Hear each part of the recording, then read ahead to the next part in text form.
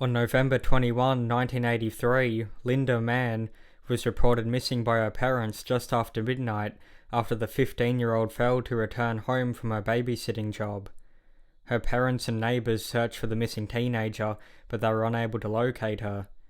The next morning, a hospital worker discovered the semi-nude body of Linda Mann on a deserted footpath known locally as the Black Pad.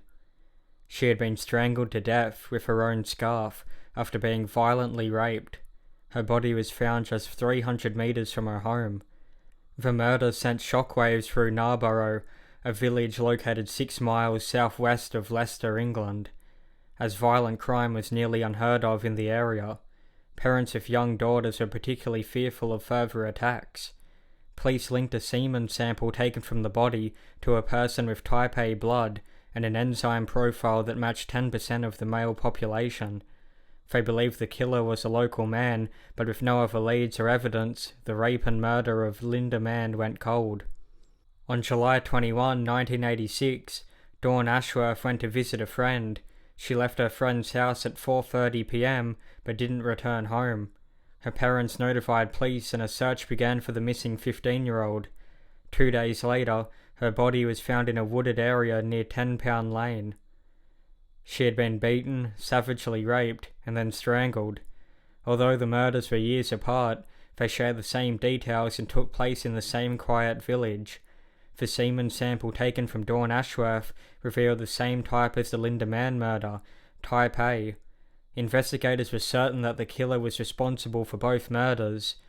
Newspapers began running headlines like, "Killer in our midst," containing quotes in the articles like, "If we don't catch him, it could be your daughter next." On August 10, 1986, Richard Buckland was charged with the rape and murders of Linda Mann and Dawn Ashworth. The 17-year-old was a local with learning disabilities. He was questioned by police, and during that questioning, he confessed to the murder of Ashworth, but denied involvement in the Mann murder. He revealed details that were not known to the public, and he would flip-flop between yes or no when asked if he had murdered Ashworth. To prove Buckland's guilt, detectives got in contact with Alec Jeffreys, a genetics researcher at the University of Leicester who had been working on DNA profiling.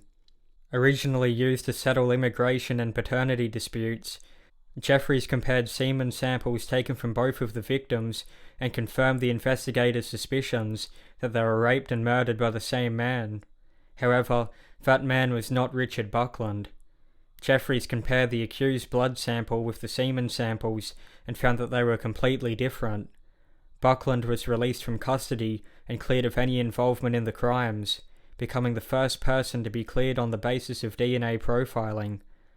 "I have no doubt whatsoever that he would have been found guilty had it not been for DNA evidence," said Jeffreys, who years earlier was laughed at by some members of the audience when he said that his discovery could possibly be used to catch criminals.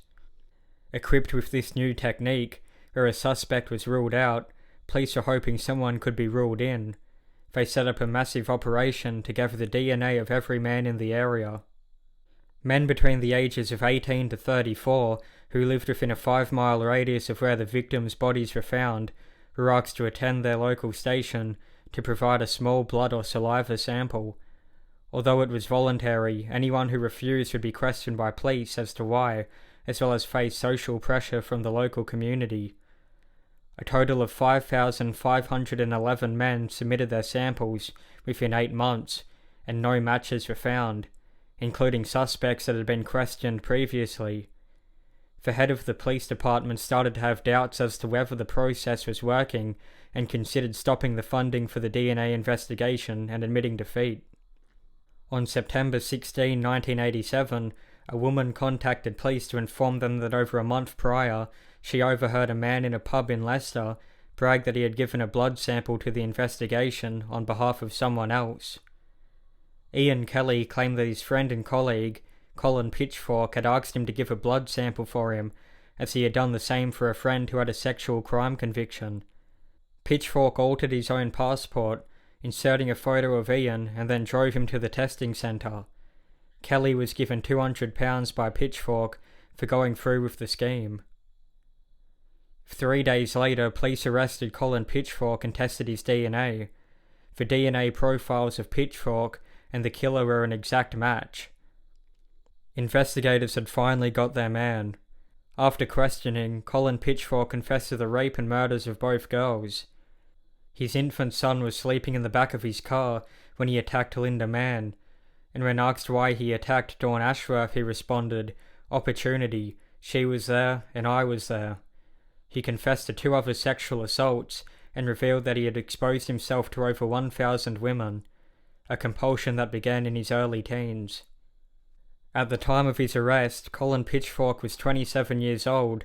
He married his wife in 1981, and the couple had 2 sons. His wife worked as a social worker. He worked as a baker and had one day hoped to start his own cake decorating business. His supervisor described Pitchfork as a good worker and timekeeper, but he was moody, and he couldn't leave women employees alone. He was always chatting them up. The psychiatric report described Pitchfork as possessing a personality disorder of psychopathic type, accompanied by serious psychosexual pathology. In January 1998, Colin Pitchfork was sentenced to life imprisonment with a minimum term of 30 years. On September 1, 2021, despite objections from the Mann and Ashworth families, Colin Pitchfork was granted release from prison on a conditional license. A Ministry of Justice spokesperson stated that Pitchfork would be subject to some of the strictest license conditions ever set. 2 months later, Colin Pitchfork was recalled to prison for breaching his license conditions after he reportedly approached young women while on walks from his bail hostel. David Baker, one of the detectives that helped capture Pitchfork, strongly believes that Pitchfork is a psychopath and it will never be safe to release him.